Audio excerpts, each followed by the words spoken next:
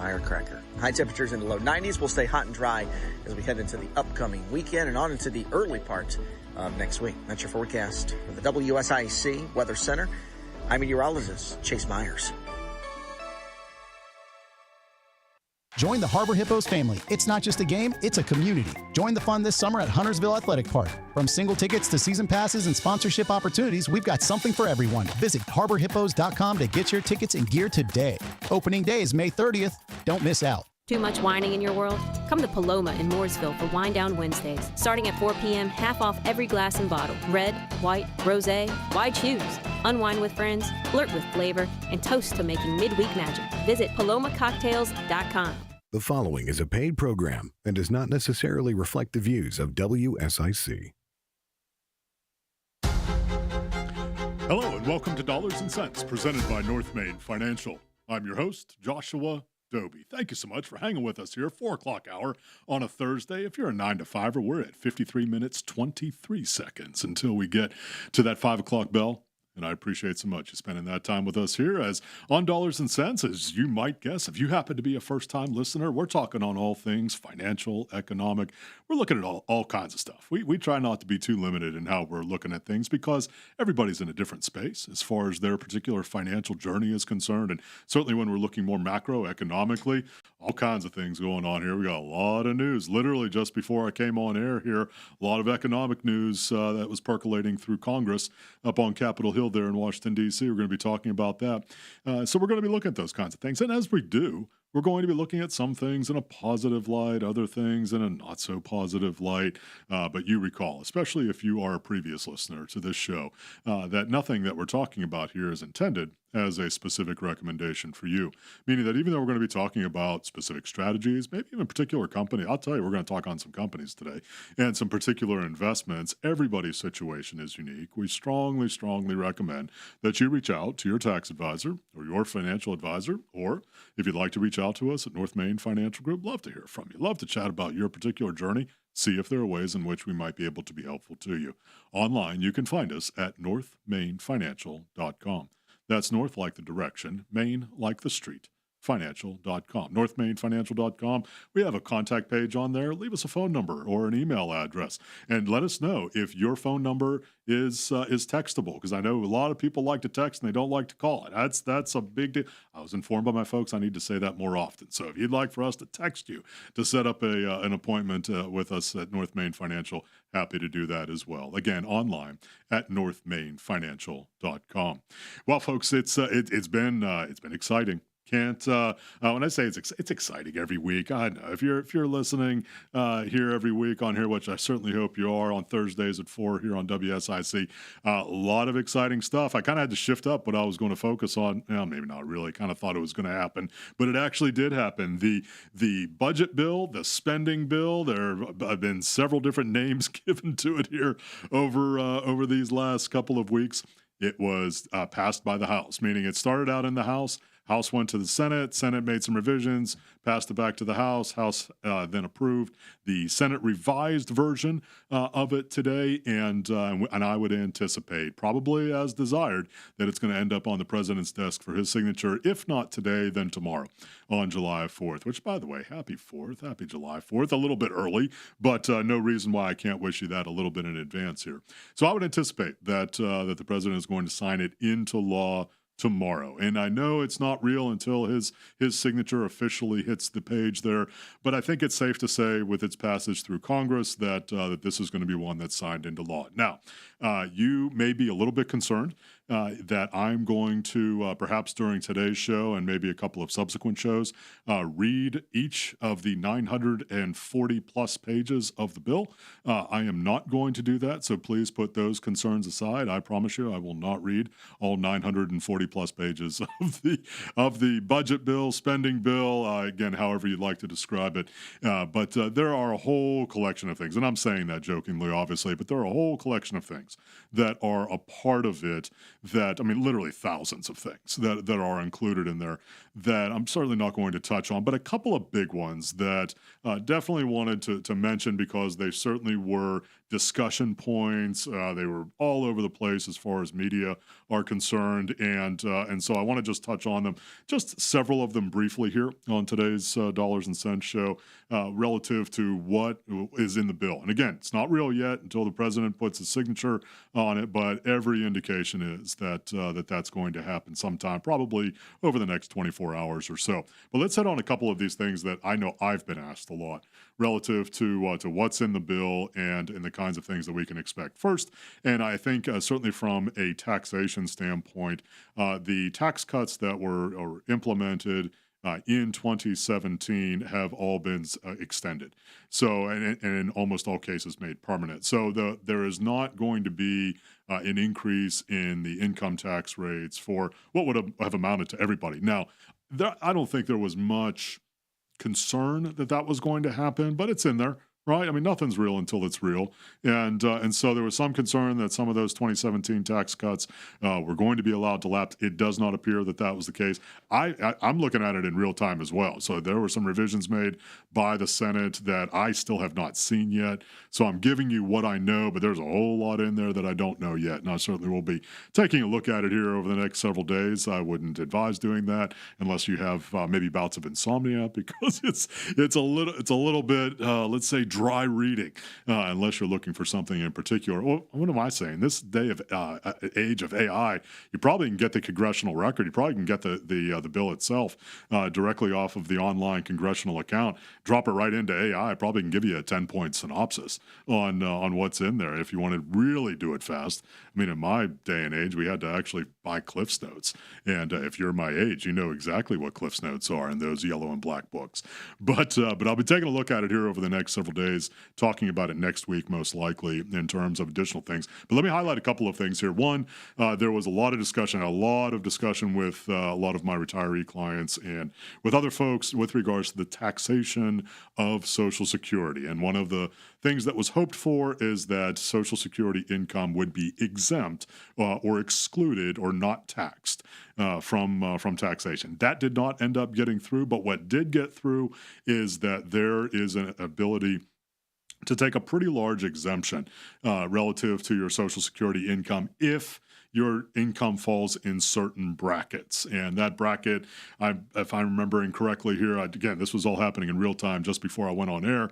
The bracket is approximately $75,000 and less if you are filing individually, and about $150,000 a year and less if you file a joint tax return, in terms of a pretty big exemption that you can get against your Social Security, meaning that you can exempt a portion of it from taxation. Not all of it, but a portion of it. So definitely you want to take a look at that, especially if you are one who receives Social Security income or are anticipating it. It's all over the place online. I would encourage you to take a look at a reputable source, look at Reuters, Wall Street Journal, those kinds of things that literally have folks whose job it is to tear through all of the nuance of it and to make sure that you understand what it is. But there's been an exemption on that. Also had a lot of conversations about tips for servers in restaurants and bars, whether that would be exempt, that would be completely exempt from taxation. Answer there is no, meaning that there is a big deduction that you can take. I think it's on the first $25,000 in tips on an annualized basis that you can exempt from taxation. But above that amount, there would be tax involved, and there are other kinds of nuances. So you want to make sure you take a look at that. But it's not that all tips are non-taxed at this point. So again, those are two of the big ones. I had a lot of conversation here over the last several weeks as folks were wanting to know if there was a possibility that Social Security would be exempt from taxable income. The answer is it may be for part of it, but probably not for all of it. So you're definitely going to want to take a look at that relative to your particular situation, as you always hear us say, to make sure that you know as you're doing your planning, whether you need to do withholding, if you do, and how much, and all that good stuff. It's never boring, folks. Well, I appreciate so much you hanging with us here on Dollars and Cents, presented by North Main Financial. Hang with us as we take a few moments to hear from our sponsors. Coming back in a moment here on WSIC. Make no mistake. Did you say steak? We'll be back to talk more finances and food on Dollars and Cents, presented by North Main Financial on WSIC. Local starts here. Well, your forecast is drying up some as we head into the holiday weekend. For your Thursday, plenty of sunshine. Temperatures climb into the low 90s for the afternoon, with Cool off at night in the overnight hours into the low 70s for your 4th of July. Dry and hot as a firecracker. High temperatures in the low 90s will stay hot and dry as we head into the upcoming weekend and on into the early part of next week. That's your forecast from the WSIC Weather Center. I'm meteorologist Chase Myers. The app with Lake Norman deals. The WSIC app is out now, wherever you get your apps. Here's your WSIC community calendar. The Exchange Club of Mooresville presents the annual Field of Flags this week, Tuesday through Saturday at Lowe's YMCA. The field commemorates our veterans, service members, and first responders. The summer celebration featuring a ceremony, a concert by area favorite Blue Monday, and fireworks will be held on Thursday, July 3rd. Flags are on sale now. Visit MooresvilleLKNExchange.org to make your purchase and for more information about the Field of Flags and the summer celebration, Thursday at Lowe's YMCA in Mooresville. Run White and Blue is a run hosted in Huntersville on Friday. There are different options, including 7.4 kilometers, 7.4 miles, and a fun run. The race begins at 7:30 a.m. Visit runsignup.com for details. Friday, July 4th is the annual celebration at Birkdale Village in Huntersville. The event begins at 10 a.m. and features a bike parade around the Birkdale Commons Parkway. Then enjoy the Wet Down by the Huntersville Fire Department. And a block party with exciting activities follows. We'll see you on Friday for the 4th of July in the village. The 500 Club in Statesville presents live music on Saturday with a performance by Walter Finley. Finley offers a soulful rhythm with his smooth vocals in his 6 p.m. show. Visit the 500 Club online for more information on Walter Finley, food, beverages, and tea times. The Cookout Summer Shootout Series is at Charlotte Motor Speedway for race number 7 on Tuesday, July 9th. Come celebrate Lugnut's birthday. Bring Lugnut a toy donation and get in free. Click on charlottemotorspeedway.com for more information on the Summer Shootout and other 2025 events. To keep up with all the events happening around the community and much more, including amazing local deals, download the WSIC News app today. From market trends to retirement plans, Joshua Dobi has you covered. We're back with more Dollars and Cents presented by North Main Financial on WSIC. Local starts here. Hello and welcome back to Dollars and Cents presented by North Main Financial. I'm your host, Joshua Dobi. Thank you so much for hanging with us here. Second quarter of today's show, Football Reference. You know we talk sports on here too. We talk about all kinds of things that begin with the letter F. Finances, football, food. I mean, pretty much the most important things in this life. And not necessarily, I'm just kidding. Don't send me hate mail about that. We just like to do things a little bit anecdotal while we're talking about finances. I mean, how many times can I talk to you about the Federal Reserve Board and changing interest rates? I mean, for some of you, I think we could talk about it for hours on end every single week. But for most of you, I know we gotta sprinkle in some other anecdotal things. So usually in the second quarter here, we're talking sports, usually talking football. Producer Reese is sporting the Carolina Panthers jersey today. I love that. Hope springs eternal. It's good. It's a good reminder. I was thinking this as I saw producer Reese in the Carolina Panthers shirt that it still is true. Yet this week, it continues to be true that our Carolina Panthers are in exactly the same place as every other team in the NFL in terms of probability to win the Super Bowl. Every single one. I don't care what the betting lines say. I see these pluses and minuses. I don't even know what it's talking about. Those things are not always right. They're always changing. Absolutely. Somebody signs here, somebody gets injured there, always changing. The fact is, and this is absolutely irrefutable fact, everybody's 0-0 right now. You know what I don't like about betting lines? Okay. You can change them mid-game. It absolutely happens because the probabilities change, right? So, I mean, you get one team that gets ahead, right? So then the team that's behind has a lower probability of winning. I mean, it's crazy, the kind of stuff. When people bet, they shouldn't be able to change it mid-game. Well, I don't think they can change it. So if you bet at a certain odd, that's what you lock in. Okay. But if you want to make another bet, right? I mean, I guess that's part of the idea. Mid-game or as things are moving along, you can do that as well. Okay. I mean, if they're locked in on their initial on the initial one bet, then that's fine. Right. Whatever the odds are, whenever they make their bet, that's what they're locked in on. But if they wanted to make another bet, right, maybe they're trying to cover off, or maybe that bet's going south, or there are all kinds of possibilities. Make out another there. one, make it even. Exactly. Cover off on your losses. That may be the case that needs to happen there. Boy, sports betting, man, is that exploding. I know we're seeing it kind of real time here in North Carolina because of the approval, meaning that it was made legal here just a couple of years, a little more than a year ago at this point. And so we're seeing a lot of it. But man, the number of dollars, it's amazing. All my friends tell me, you should do hockey betting. Well, and I go, listen, just knowing my luck, I know. I'm not the guy I feel like either. something bad would happen. I'm not the guy either. Just like I'm not the guy that has the hot stock tips. I'm not. If I'm telling you it's a hot stock tip, you should pretty much just run in the other direction, right? And if I'm your advisor, you should fire me if I'm telling you there's a hot stock tip. Anyhow, we always do the kickoff time countdown here as we're talking football here in the second quarter of each show. And if you're counting down like me, producer Reese is always so good. He brings me up the official kickoff season, the kickoff for the NFL season. 62 days, 7 hours, 38 minutes, 41 seconds until we're there. We were having some debate there during the break as well. And as I was looking, I just did the quick math because people like me that let's say are not the highlight of the party, was just doing the math in my head relative to what are they actually counting down towards. And producer Reese brought up a great idea. He hoped that the countdown clock was actually to when the first foot kicked the ball off, which I would like as well. I think that's really the kickoff, right? I don't think it's doing that. I think this official clock is counting down the day of the first game. In a real sense. Yeah. That's not something you can predict. It's a fair point. I still want it. I'm still requesting it, right. And I would like for that to be the case because then I would like for there to be just some I don't know, like a big celebration banner or something whenever it kicks off.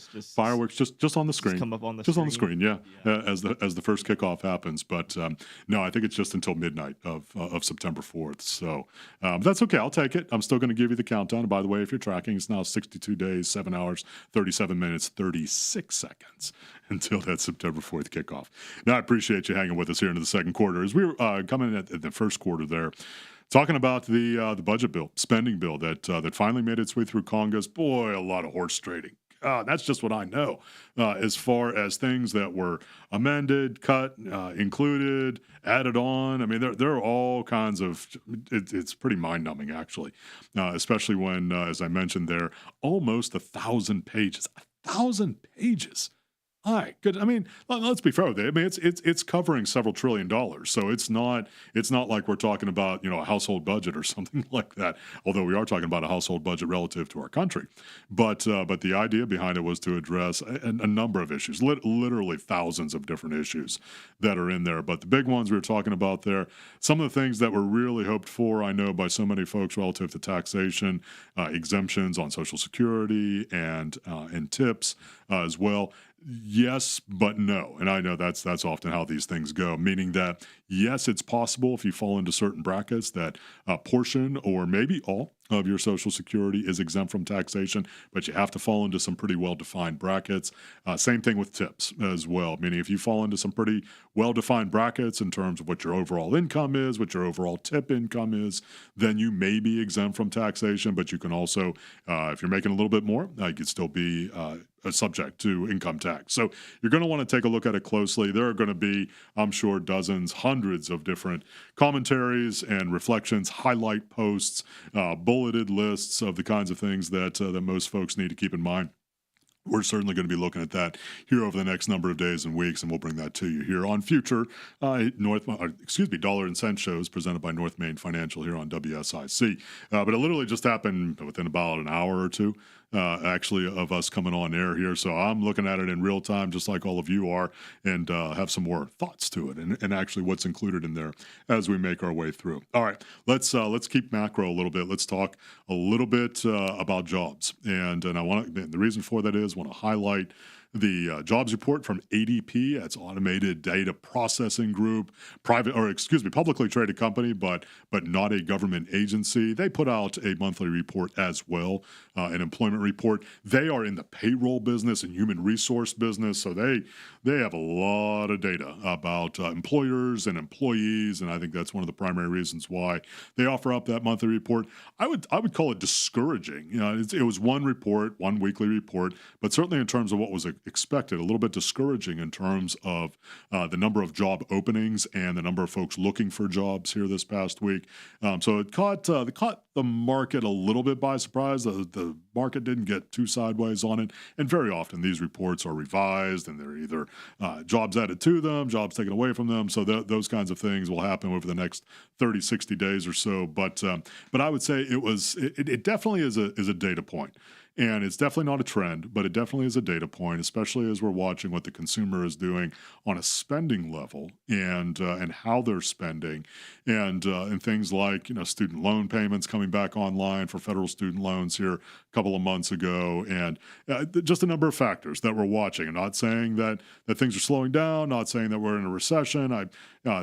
Frankly, the only way you can know if you're in a recession is if you're already in one, because it's all backward looking academically from a major standpoint to know if we have two negative growth quarters of GDP.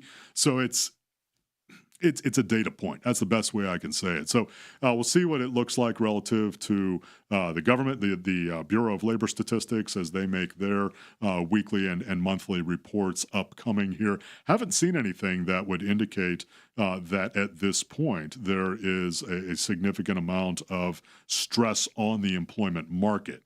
This just happened to be a data point that's been outside of the data set that we've had here most recently over the last several months, so we're definitely going to be watching it. But that was definitely interesting, coming from ADP a little bit earlier on this week. Going to be talking markets a little bit later on the show, and that's a little teaser. I want you to hang around for us whenever we're talking about where things are market-wise. We're going to be talking about that. I mean, folks, we're, by the way, past the halfway mark. Can you believe, literally. July 4th tomorrow, folks. We are past the halfway mark on the calendar. 2 quarters in the can relative to market performance. 2 quarters yet ahead of us. It's pretty hard for me to believe, but we sure enough are. So we take a look at here in a later segment in today's show. We take a look at where the markets are, first half performance, and of course the multi-trillion-dollar question: what do you think's going to happen in the second half? Well, I'll give you a little teaser on that and tell you that we'll be talking about that here in a little bit. But let's get a little bit, and we're going to do this probably in 2 segments. I'll tell you that in advance. When we talked football here, so we got to talk about other words that begin with F, which is 4th, as in July 4th, as in tomorrow. Have some data points here relative to the kinds of money that we spend. Now, we like to talk about food too, so I got to talk about food on this mix as well. The amount of money that we spend, producer Reese, I looked this up, and it's on the internet, so it must be true. The amount of money that we, the people, spend on fireworks for July 4th. Now, I saw several different numbers, so I'm just going to use a broad numerical phrase to describe it. Over $2 billion with a B. Yeah. You're shaking your head like you think that's okay. I was stunned to see that. That's amazing. I was going to say billions. That was my prediction. $2 billion. Yeah. $2 billion for something that goes poof in I don't know what, like 20 seconds, 30 seconds. Maybe less than that. I was going to say even less than 5 seconds. Yeah. The boom happens pretty quickly. I agree with you. $2 billion that we will spend on fireworks. And if you're a state like North Carolina, you're pretty limited on what you can buy. You can't buy the normal. I was on the fence for that a while. Are fireworks illegal or just certain ones? Well, certain ones, correct. So you can buy sparklers and things like that in the grocery store and things like that. But I would say, let's say higher caliber. Would that be a way to describe it? More powerful fireworks. Go boom louder. Bigger booms, yeah, and that shoot in the air, right? There are restrictions on those. So not entirely illegal to do that, but very limited in terms of supply. Now, very interestingly, South Carolina is, and I'm not encouraging anybody to go to South Carolina to buy fireworks, but South Carolina is different. But South Carolina has a very different rule set. And you can buy all kinds of stuff from a fireworks standpoint. So very, very interesting. But what really again caught my eye: $2 billion. $2 billion. That's crazy stuff. I mean, when I saw that, I was just amazed. And just because we're going to go to break here, and I'm going to talk about this in the third quarter too. The number of hot dogs. Oh, I mean, go ahead, toss that up. I'm teasing it up because I'm going to bring it in on the third quarter. Number of hot dogs, unbelievable. Okay. We'll talk about it in the third quarter. That's right. Thanks for hanging with us here on Dollars and Cents, presented by North Main Financial. Coming back in just a few moments.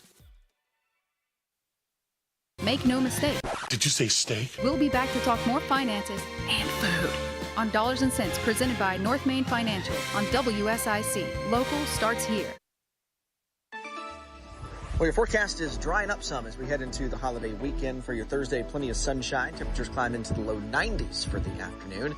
We'll cool off at night in the overnight hours into the low 70s. For your 4th of July, dry and hot as a firecracker. High temperatures in the low 90s will stay hot and dry as we head into the upcoming weekend and on into the early part of next week. That's your forecast from the WSIC Weather Center. I'm meteorologist Chase Myers. Is your AC ready for summer? Don't wait for a breakdown on the hottest day of the year. Call Horn Heating and Air Conditioning for a seasonal tune-up today. Welcome home to the feeling of Visit hornhvac.com.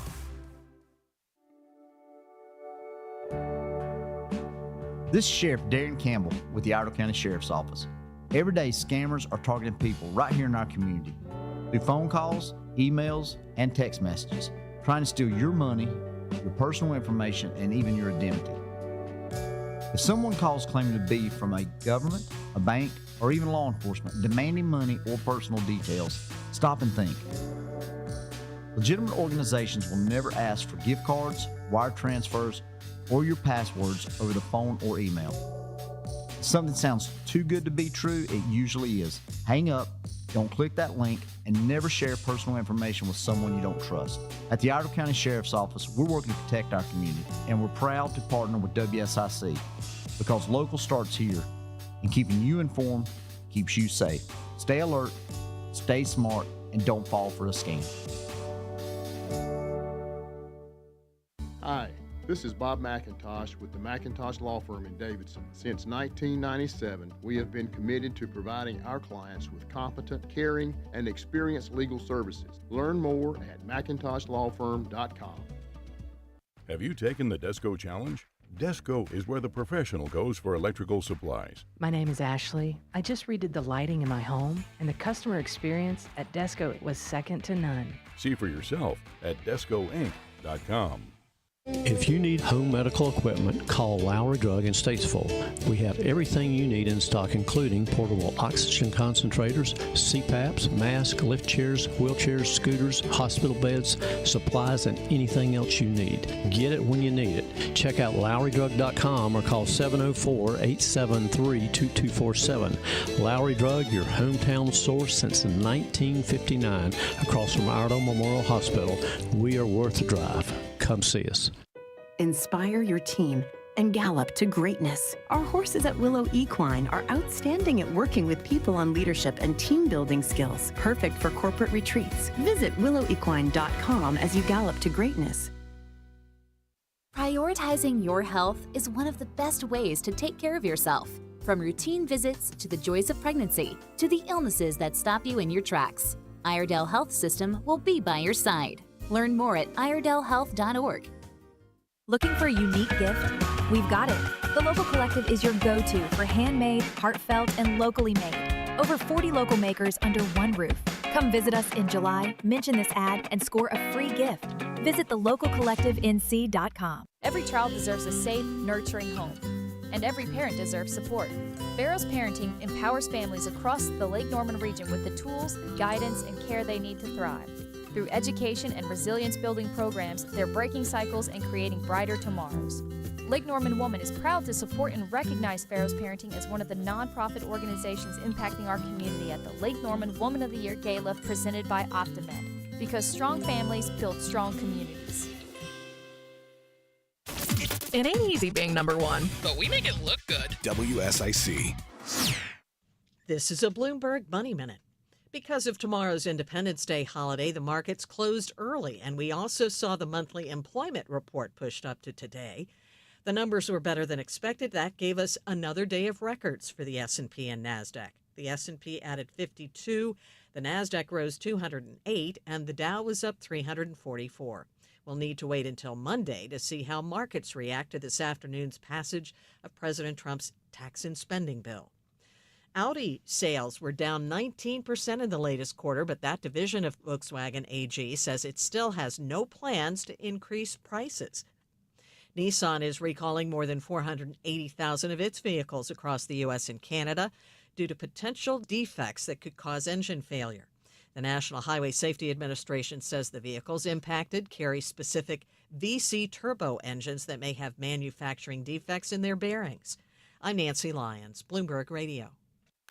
Nothing but the best talk. The area's best talk. WSIC. From market trends to retirement plans, Joshua Dobi has you covered. We're back with more Dollars and Cents presented by North Main Financial on WSIC. Local starts here. Hello and welcome back to Dollars and Cents presented by North Main Financial. I'm your host, Joshua Dobi. Thank you so much for hanging with us here. Second half of today's show, just like it's the second half of the calendar year. I mean, that does kind of blow my mind. I know that's an old man thing, but it's amazing to me we're already halfway through the calendar year, and we're halfway through today's show as well. As we were talking right before we went to break there, we were talking about, because, it's letters that begin with the word F, which, finance and football and food and 4th, like July 4th. We're talking some of the economic aspects of the July 4th holiday, and was doing some research as well in the proliferation of the internet and all of its many sources. Over $2 billion, billion with a B, over $2 billion that we spend on fireworks. I could not believe that, because I'm thinking like fireworks. I know that some of the big ones are expensive, right? But they're not that expensive. So how many fireworks are we buying? No wonder why these stores are all over the place. Whenever you cross over the state lines, if your state doesn't sell them, it's crazy. I think it's probably those big packs that are like this big. I think so. I think you're right. Have like the multiple kinds. Right. The ones that fire multiple rockets out of the same canister. Those are the ones that cost like $100. That must be it. Each. But $2 billion is $2 billion. I mean, any way you cut it, I think that's pretty amazing. And just right before we went to break there, I was teasing it up. I was trying to stretch it all the way to the end of the segment. They're talking about the number of hot dogs that we, the American people, look, producer Reese is laughing at me. This is number of hot dogs for the July 4th holiday. So it's not like this is how many we buy for the week or the month or even over the course of the year. The day. For the July 4th holiday, 150 million. I can't even imagine that. Yeah. Like, I'd like to see a picture. I'm sure AI would do it for me, of 150, like a stack of 150 million hot dogs in a day. Now, I know we got 350 odd million people here in the country, so I mean that's it's a half a hot dog almost for everybody. But in addition to that, because I looked at this as well because it had to do with food and the 4th, 375 million hamburgers. I mean, that is literally a hamburger for every breathing man, woman, and child in this country, plus some. Yeah. That's unbelievable. I mean, that for the July 4th holiday. I mean, I know we like to cook out. I mean, I get it, gatherings, family. I understand all of it. 150 million hot dogs, 375 million hamburgers one day. That was just amazing to me. I mean, I wonder if, and then on top of that, we spent $2 billion on fireworks. I mean, it's unbelievable. Is that like store-bought too? It's a fair question, because we were having that conversation during break, and you said, well, I went to Five Guys. Is that? I don't know. I don't think so. I almost think that's store-bought. But I didn't dig that far into my research. I'm putting research in the proverbial air quotes. Strictly from the grocery store. That's crazy. That's nuts. I mean, what I didn't look at? I should have looked at this as well. Well, I mean, how much propane are we using? I mean, you got to fire up all those grills, or how much charcoal are we using? I mean, it has to be pretty unbelievable. You know what? Right? Also, I think rises in sales during this time. Lighters. I was going to say lighters, and I was also going to say health insurance deductibles for everybody going to the ER. Yeah. That also is taking a spike. Be safe out there, guys. Yes, be safe, please. If you are one, not in the state of North Carolina, because most fireworks are illegal here, but if you're hearing me in South Carolina, or if you're listening to this podcast around the country, around the globe, make sure, that it's legal first, and then be safe. My goodness, to do that. Speaking of around the world, 50 million people, so this comes from AAA, the American Automobile Association, 50 million people here in this country will be traveling more than 50 miles. So that's, let's say they're, you're not just going to friends or family down the street kind of thing. So you are traveling with some significance. So that could be in a car, in a plane. 50 million people going to be traveling more than 50 miles. Because a lot of people like to go to the beach during this Great holiday. point. No, that is a great point. I know people that, exactly to your point, that kind of took advantage of this week because the holiday falls on a Friday. Yeah. So they kind of stretch out the long weekend into a full week kind of thing. Yeah. I know Mamie from the morning show took advantage of that and is spending some time with her family this week at the beach. So I think that's a great point. Yeah, that definitely is in that mix. But still, ton of people. I mean, that is 50 million people. Again, we only got about 375 million people in this country. 50 million people traveling more than 50 miles. That's a lot of people on the road, a lot of people in the airports. Gosh, I was in Charlotte Airport here a couple of days ago.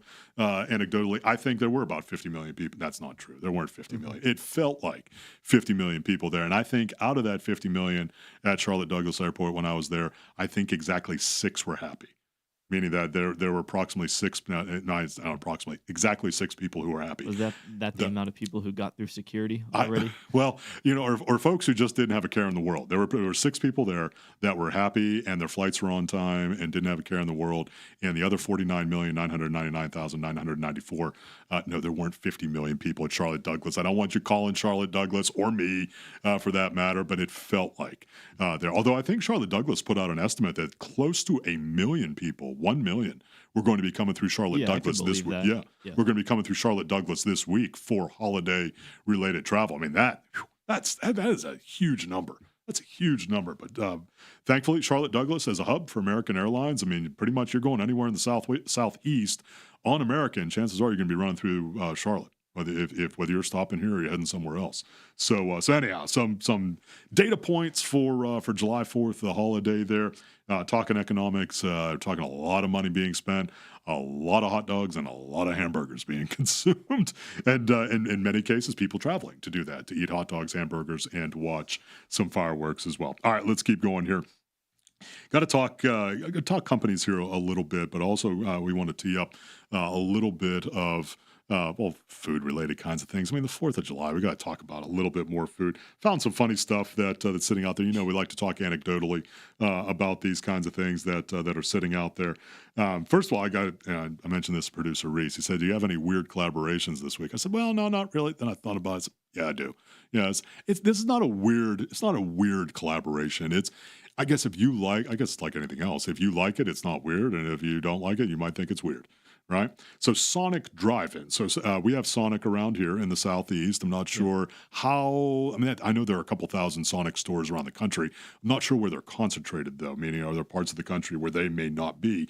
Very possible. Well, we do have Sonic Drive-Ins here in the Southeast. By the way, Sonic Drive-In, private company owned by Inspire Brands. Inspire Brands, which owns a number of different labels, owned by Roark, R-O-A-R-K, Capital, a private equity group. Roark Capital owns a whole slew of quick serve restaurant lab brands, and I'm thinking just quickly of things like Subway. I'm thinking of things like is that the chicken place? There are others. Jimmy John's as well. There's a lot here locally, but they own a whole collection of labels there. Anyhow, so Sonic privately held. They are coming out with this week. And this is the collaboration, producer Reese, from Cirillo Pickles with a pickle menu. Now, Sonic, if you're not familiar, basically hamburgers and fries kind of thing, right? Slushies, definitely known for that. I mean, I like them. I mean, everybody has their preferences and tastes. I like them. But they're coming out with a pickle menu, which includes the Big Dill Smash Burger, which I'm assuming means they got pickle sauce and extra pickles and all that good kind of stuff on there. This next one, this is where it lost me a little bit. Pickle Rita Slush. Yeah, I was trying to put a pickle flavoring with a sweet slush. That wasn't. I tried. I mean, I looked at it. It's green. I mean, I get it. It looked more lime than pickle to me. I would like lime. Pickle, I had a tough time doing. And then pickle seasoned tots and fries. Now, I do like. Now, I know you're shaking your head because you're not a pickle guy. I do like pickles. I could do pickle seasoned tots and fries. But let's also call it what it is. You could put just about anything on tots and fries, and I'm going to enjoy it. There's no doubt about it. I mean, that's just the way it is. I mean, I just love that kind of stuff. So Sonic Drive-In, if you are a pickle aficionado, definitely take a look at their options there, where they're bringing in a pickle menu, meaning pickle flavored things. I'm in it for the smash burger and the tots. Maybe not for the slushies, but everybody has their preference on that. All right. I appreciate you hanging with us here on Dollars and Cents, presented by North Main Financial, as we're doing the 4th of July here just a day before. And we're going to take a time for hear from our sponsors back soon here on WSIC. Make no mistake. Did you say steak? We'll be back to talk more finances and food on Dollars and Cents, presented by North Main Financial on WSIC. Local starts here. Well, your forecast is drying up some as we head into the holiday weekend. For your Thursday, plenty of sunshine. Temperatures climb into the low 90s for the afternoon. We'll cool off at night in the overnight hours into the low 70s. For your 4th of July, dry and hot as a firecracker. High temperatures in the low 90s will stay hot and dry as we head into the upcoming weekend and on into the early part of next week. That's your forecast from the WSIC Weather Center. I'm meteorologist Chase Myers.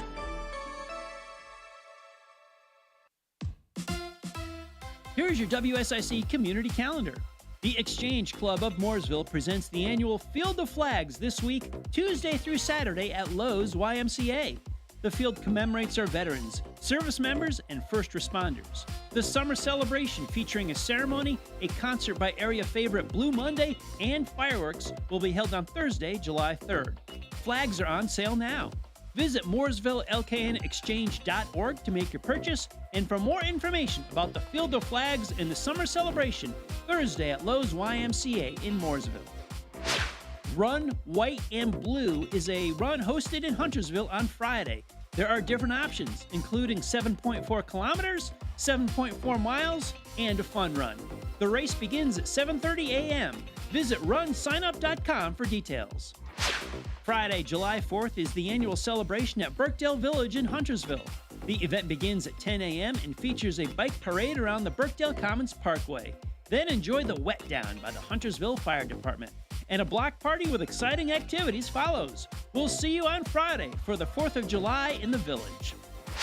The 500 Club in Statesville presents live music on Saturday with a performance by Walter Finley. Finley offers a soulful rhythm with his smooth vocals in his 6 p.m. show. Visit the 500 Club online for more information on Walter Finley, food, beverages, and tea times. The Cookout Summer Shootout Series is at Charlotte Motor Speedway for race number 7 on Tuesday, July 9th.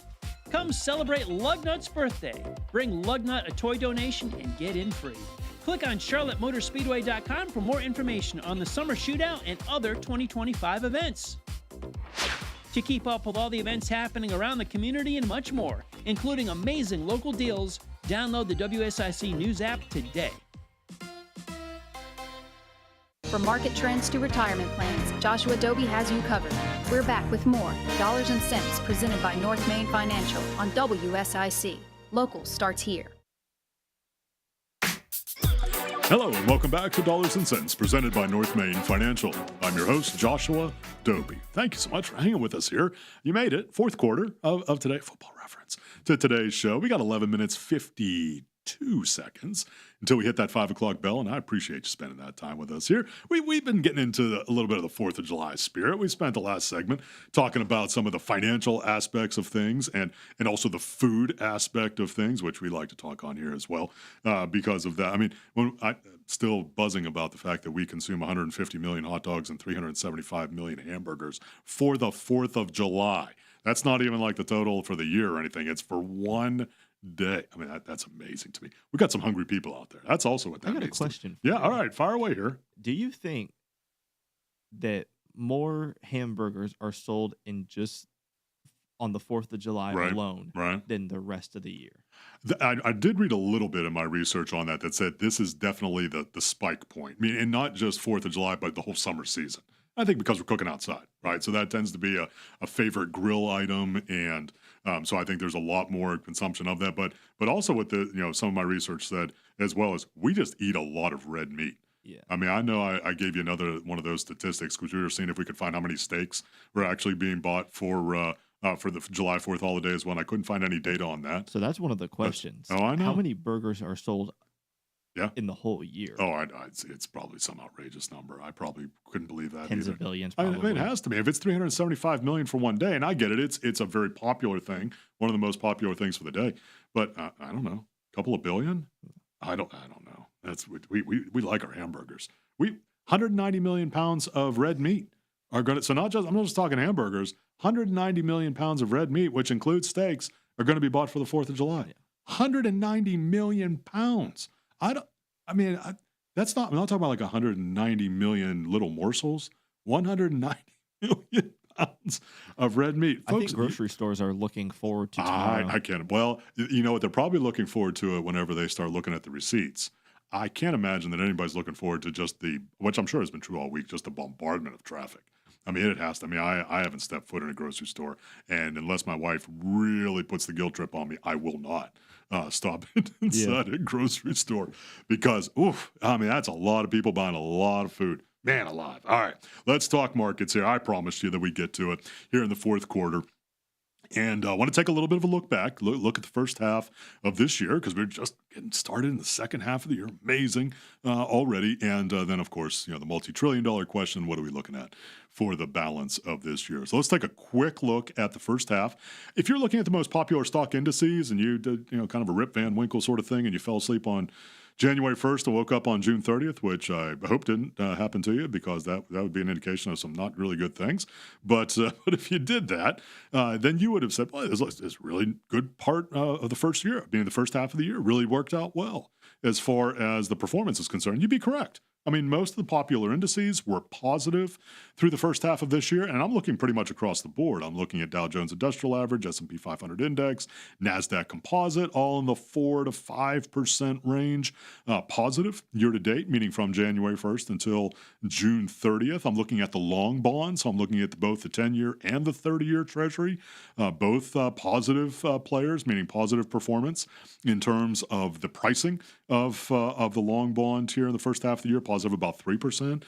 International stocks, goodness, if you looked at international stocks, and again, I'm looking at just indices, not individual companies, plenty of things that didn't do well and are still not doing well out there. But when you're looking at the Morgan Stanley EFA index that's out there, I mean, you're looking at double-digit returns for international stocks in the first half of this year. So again, if you're looking at it in terms of just the raw performance of these indexes, and by the way, you cannot invest in an index directly. You can invest it through a fund or an ETF, all of those kinds of things. And as you know, it's not a recommendation to buy any of those kinds of things for anybody. Those kinds of things are pertinent only if it applies to your situation and you make your own choice, and also wanting to consult with an advisor. All right, so I got that dime phrase out of the way in terms of this is not a recommendation for you. But I would say overall pretty positive as measured by our most popular indices that are sitting out there. Now, that being said, it was a bumpy ride. Meaning if you weren't one who fell asleep on January 1st and woke up on June 30th, it was a bumpy ride. And it often is. Sometimes folks look at the beginning and the end points and, they don't take into consideration the kinds of things that really went on during a particular time frame. That first half, especially towards the end of the first quarter, into the beginning of the second quarter, pretty miserable.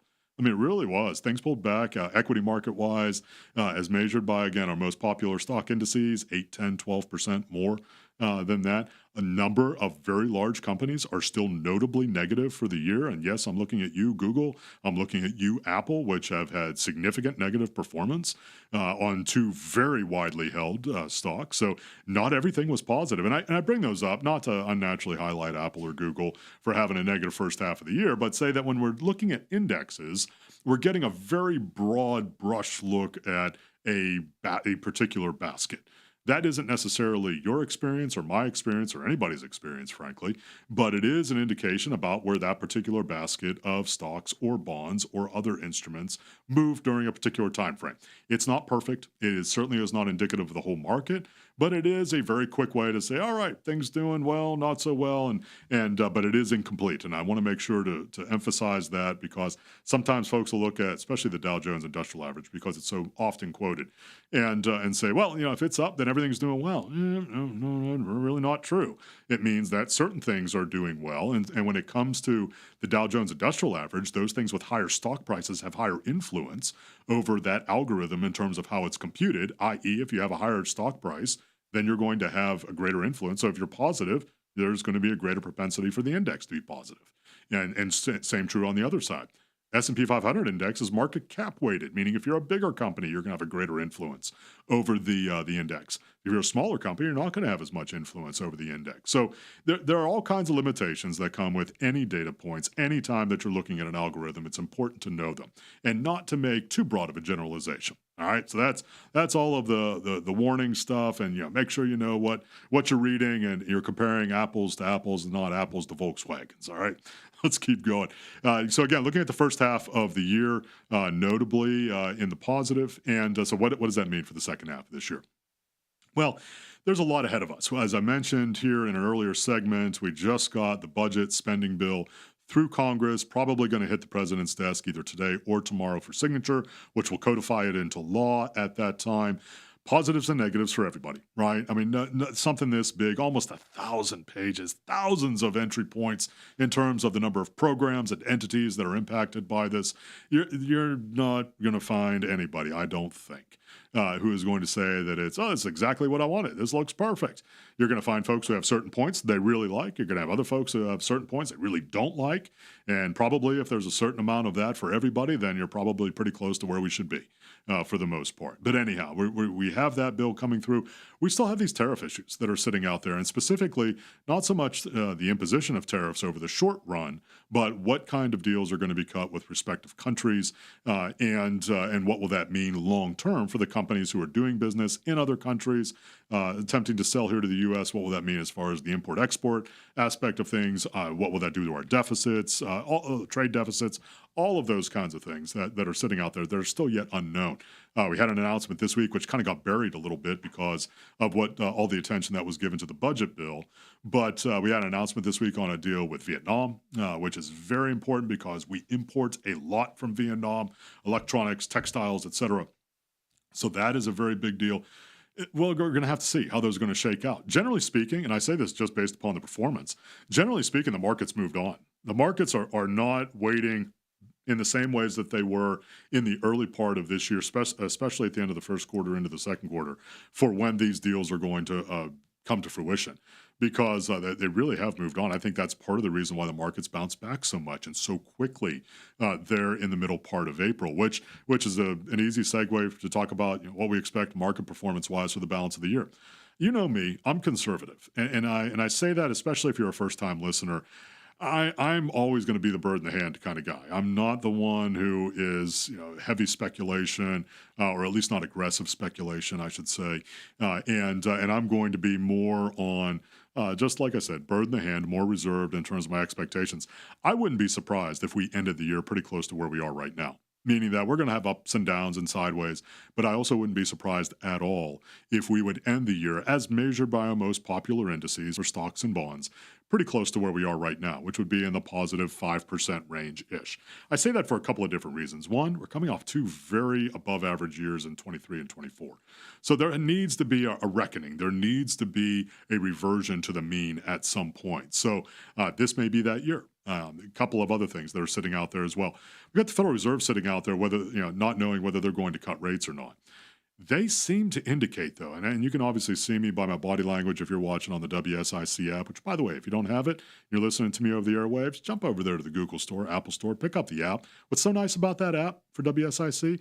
You can click on it anywhere. You don't need to be in range of the radio signal. I listen to it all the time when I travel. So nice to do, and they knew what they were doing. You click into that app, the first thing you see a really big button right on your screen. All you do is press it, boom, live broadcast. You're right on to whatever's being broadcast on WSIC at that time. But I'm saying that just relative to the Federal Reserve, and coming back to the Federal Reserve rather, and talking about what their indications are. The Fed chair, Jerome Powell, gave his semi-annual testimony to both houses of Congress this past week. I thought he showed his hand. I thought he was very... I was indicative that the Federal Reserve may cut rates later this year. It's usually not that forthcoming, I don't think.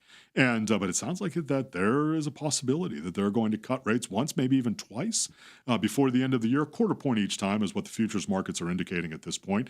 Nothing's real until it's real. You probably can see by my body language, I'm not a real big fan of that right now. I don't think economically we're in a space where that's necessary. But nobody's asking me. And the Federal Reserve Board of Governors are the ones who cast that vote. So we're going to be watching that very closely. So we're cautious going into the second half of this year. We're definitely cautious in terms of our expectations. Definitely a good time to take a look at your portfolio. Do you need to make any tweaks or adjustments? Great time to do it if you had a big first half of the year. Always want to do it into strength if you can do that. Well, friends, I appreciate so much you hanging with us here on this week's version of Dollars and Cents presented by North Main Financial. Happy July 4th to you. Tune in with us next week here on Thursdays at 4 p.m. here on WSIC. Serving you better than ever before. WSIC, Statesville, W290DK Mooresville,